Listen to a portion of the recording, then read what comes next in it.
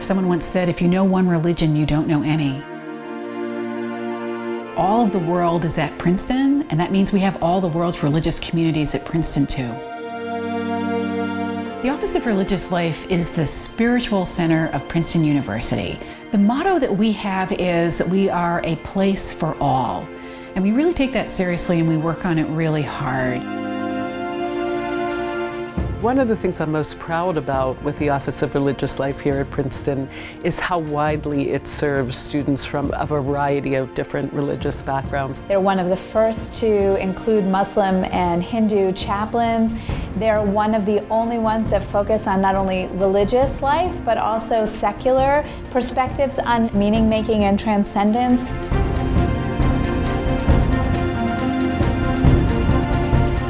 We really aim for the program here to be, in so many ways, a home away from home for our students. And in some cases, that's quite literal. We have students whose families are oceans away. And so one of the things we try to do is to offer a space that they can reconnect with those aspects of who they are and what their traditions and what their family and their culture means to them.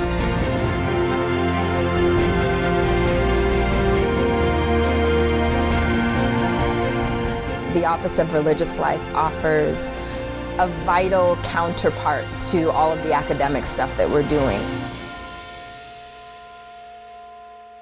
Being on a campus like Princeton, where time is at such a premium, where there's such an energy of competition, of achievement, I'm always just struck by how hungry students are for spaces in which they can just be real and lean into those questions of meaning and of purpose.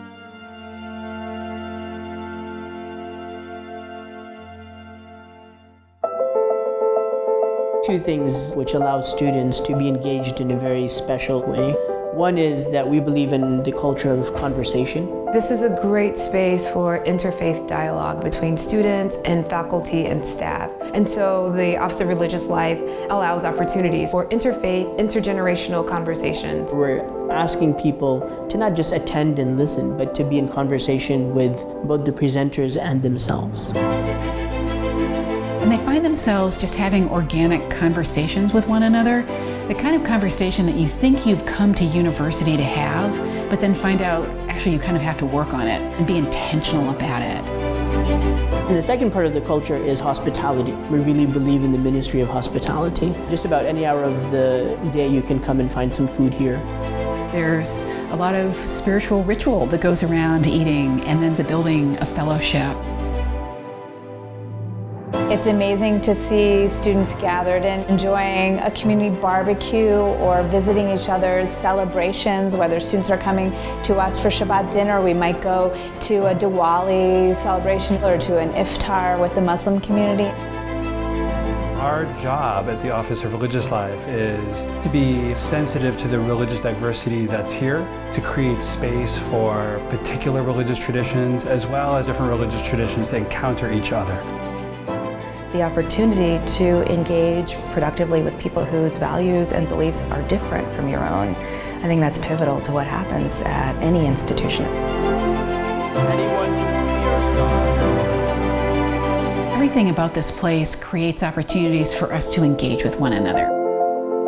And I think Murray Dodge is really a space where students feel like they can walk in, be themselves, and feel at home. When you walk in, it's just kind of... There's something about Murray Dodge, there's something about the chapel that pulls all of those faith communities together into one community. The chapel itself is incredibly special. It's very unusual for a college campus to have a chapel that looks like this and feels like this.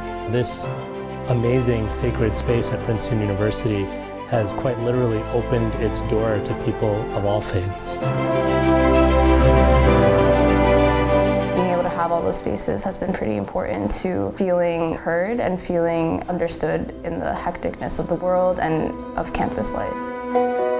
You are not just a brain that's thinking in academics. Your whole self can show up to your Princeton experience. We bring in speakers.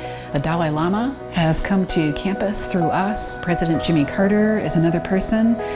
We take students abroad on trips all over the world to see the role of religion in those countries, and particularly the role of religion in social change. We also run an internship program that brings students to the United Nations. We work with refugees and refugee resettlement agencies from around the country. And so from our perspective, religion is what you'd imagine religion to be. And it's also everything else and the way that religion encounters it.